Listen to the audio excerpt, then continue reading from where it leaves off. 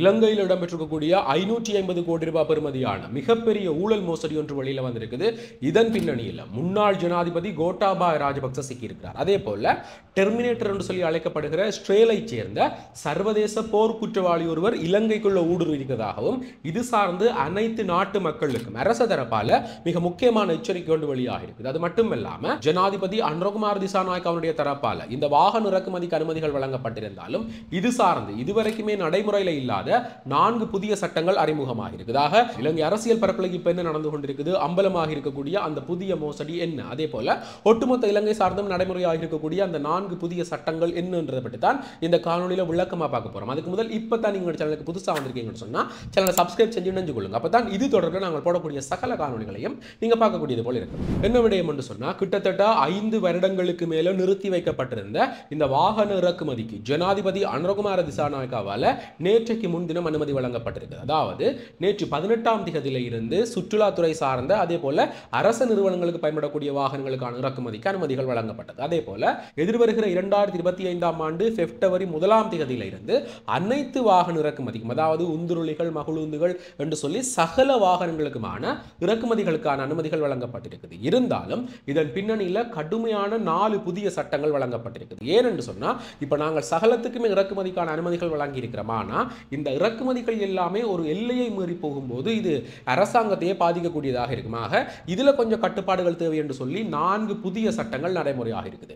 எப்படியான சட்டத்திட்டங்கள் என்று சொன்னா முதலாவது சட்டம் இறக்குமதி செய்யப்படுகிற அனைத்து வாகனங்களும் அதாவது ஒரு நிறுவனம் அல்ல ஒரு நபர் தலைமையில் இருந்து கொண்டு இறக்குமதி செய்ய போகிற அந்த வாகனங்கள் 90 நாட்களுக்குள்ள மோட்டார் பதிவு திணைக்களத்தில் பதிவு செய்யப்பட்டிருக்கணும். அதே போல இரண்டாவது ஏதாவது ஒரு இறக்குமதியாளர் தான் இறக்குமதி செய்கிற வாகனங்களை 90 நாட்களுக்குள்ள பதிவு செய்ய முடியாமல் போனா அவர் சார்ந்து இறக்குமதி செய்யப்பட்டிருக்கக்கூடிய வாகனங்களோட இறக்குமதி கட்டணம், தாமத கட்டணம், காப்பீட்டு கட்டணம் என்று சொல்லி இவை எல்லாம் சேர்ந்து 45% கட்டணங்களை அந்த வாகனம் பதிவு செய்யும் போது செலுத்த வேண்டி வரும். இதே போல மூன்றாவது விடயம் மொத்த இறக்குமதியாளர்கள் அதாவது 100 வாகனங்கள் 200 வாகனங்கள் என்று சொல்லி மொத்தமாக இறக்குமதி செய்கிற பெரிய விற்பனையாளர்கள் எல்லாருமே தாங்கள் இறக்குமதி செய்கிற வாகனங்களுடைய மொத்த வாகனங்கள்ல இருந்து 25% வாகனங்களை 90 நாட்களுக்குள்ள பதிவு செய்ய முடியாமல் போனா அவர்களுக்கு 36 மாதங்களுக்கு வாகன இறக்குமதிக்கான தடை விதிக்கப்படுமா. அதே போல நாலாவது விற்பனை நோக்கத்துக்காக இறக்குமதி செய்யப்படுகிற அனைத்து வாகனங்களும் இறக்குமதியாளர் பெயரிலேயோ அல்ல அந்த நிறுவனத்தினுடைய பெயரிலேயோ அல்ல அந்த நிறுவனத்தினுடைய இயக்குனருடைய பெயரிலேயோ பதிவு செய்ய முடியாது. மாறாக யார் யாரெல்லாம் அதை வாங்க போகிறார்களோ அந்த நபருடைய பெயரில் தான் பதிவு செய்யணும். ஆக இது ஒரு கண்டிப்பான உத்தரவாக இந்த 4 சட்டங்களுமே பிறப்பிக்கப்பட்டிருக்குது.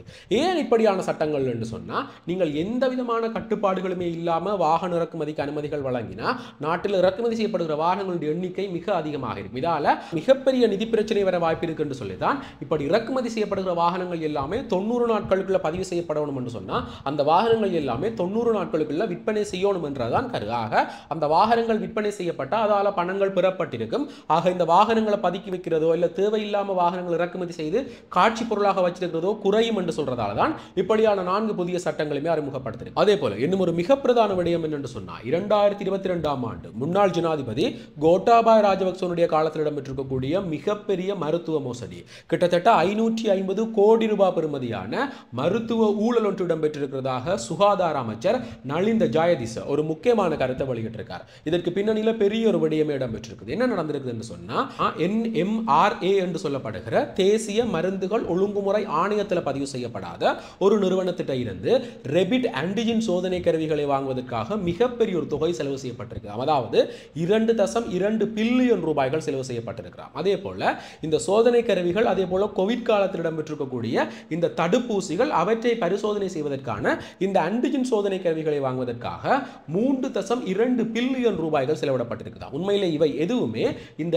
NMRA என்று சொல்லப்படுகிற தேசிய மருந்துகள் ஒழுங்குமுறை ஆணையத்தில் பதிவு செய்யப்படாத ஒரு நிறுவனத்திலிருந்து வாங்கியிருக்கிறார்கள். ஆக இது சார்ந்து இந்த மோசடி குற்றச்சாட்டுகளில் ஈடுபட்டிருக்கக்கூடிய அனைவர் மேலேயுமே விசாரணைகள் நடாத்தப்படும் என்று சொல்லி சுகாதார அமைச்சர் சொல்லியிருக்கார். ஆனா இந்த பணம் சார்ந்த ஊழல் மோசடிகளுக்கு அப்பால் இந்த மருந்துகள் எதுவுமே தேசிய மருந்துகள் ஆணையத்தில் பதிவு செய்யப்படாத மருந்துகள். அப்ப இந்த மருந்துகள் எல்லாமே தரமானதா மக்களுடைய பயன்பாட்டுக்கு அதாவது சமூக பயன்பாட்டுக்குரிய மருந்துகளா என்று சொல்கிற மிகப்பெரிய ஒரு கேள்வி எழுதாக இது சார்ந்து ஜனாதிபதி அனுரனுடைய அரசாங்கம் என்ன நடவடிக்கை எடுக்க போகுதுன்றதை பொறுத்திருந்து தான் பார்க்கணும். காரணம் ஏற்கனவே ஒரு மிகப்பெரிய குற்றச்சாட்டு இருக்குது.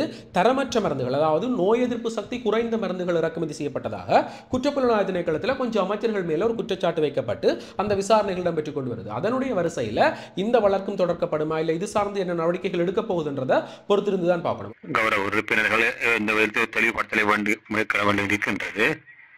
இந்த கொள்வனவின் போது நீங்கள் கேட்டிருந்தீர்கள் NMMRலே பதிவு செய்யப்பட்டிருந்த உள்நாட்டு நிறுவனங்கள் யாவை என்று 26 நிறுவனங்கள் காணப்படுகின்றன. இந்த 66 நிறுவனங்களில்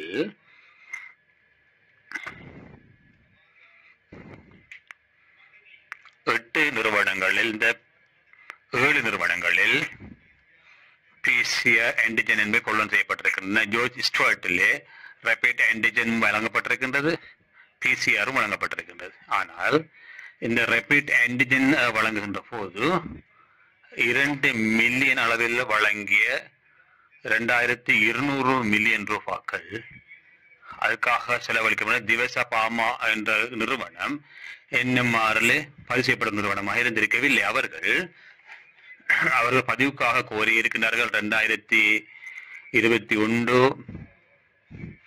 6ஆம் மாதம் 1ஆம் தேதி. ஆனால் அவர்களுக்கு அவர்களுடைய தலைமை பூர்த்தி செய்யப்படியினால் அவர்களுக்கு பதிவு மேற்கொள்ள வழங்கப்பட்டிருக்கவில்லை. ஆகவே இதில் தெளிவாக விளங்குகின்றது ஆன்டிஜன் அதிக அளவின 2 மில்லியன் அளவினதான கொள்வன செய்யப்பட்ட நிறுவனம் NMMRலே பதிவு செய்யப்பட்டிருக்கவில்லை. ஆகவே தொடர்பான சகல தகவல்களும் இந்த கொள்வன தொடர்பாக செயற்பாடு தொடர்பாக முழுமையாக காணப்படுகின்றது.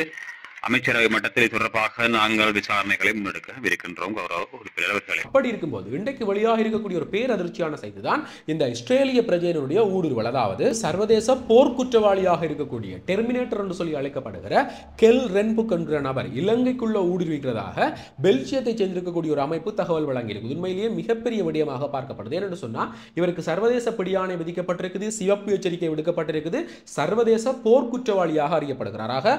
அப்படிப்பட்டிருக்கக்கூடிய நபர் இலங்கைக்குள்ள நுழைந்திருக்கிறதாகவும் இப்ப கொழும்புல தங்கி இருக்கிறதாகவும் பெல்ஜியத்தை சேர்ந்திருக்கக்கூடிய அமைப்பு இலங்கைக்கு எச்சரிக்கை விடுத்திருக்கிறது. இவர் பல கொலை குற்றங்களோடு தொடர்புடையவர் சொல்லியும் அண்மையில கூட பாலஸ்தீன பிரஜை ஒருவரை இவர் கொலை செய்தது உறுதிப்படுத்தப்பட்டிருக்கிறதாகவும் அந்த அமைப்பு எச்சரித்திருக்கிறது.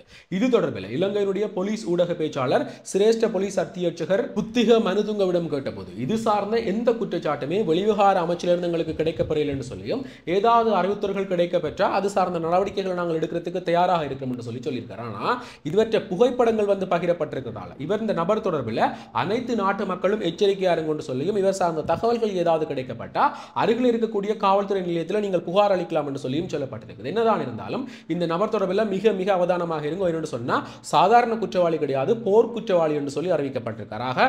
இந்த நபர் தொடர்பில் அனைத்து நாட்டு மக்களும் எச்சரிக்கையா இருங்க. தயவு செய்து இந்த விடயங்களும் உங்களுடைய உறவினர்கள், நண்பர்கள், தெரிஞ்சவர்கள் சொல்லி எல்லாருக்குமே பகிர்ந்து கொள்ளுங்க. ஏதாவது ஒரு விதத்தில் பாதுகாப்பாக இருக்கிறதுக்கு உதவுமாக. இதே போல மேலும் ஒரு பிரியோசனமான முக்கியமான தகவலோட இன்னும் ஒரு காணொளியில் சந்திக்கிறேன். நன்றி.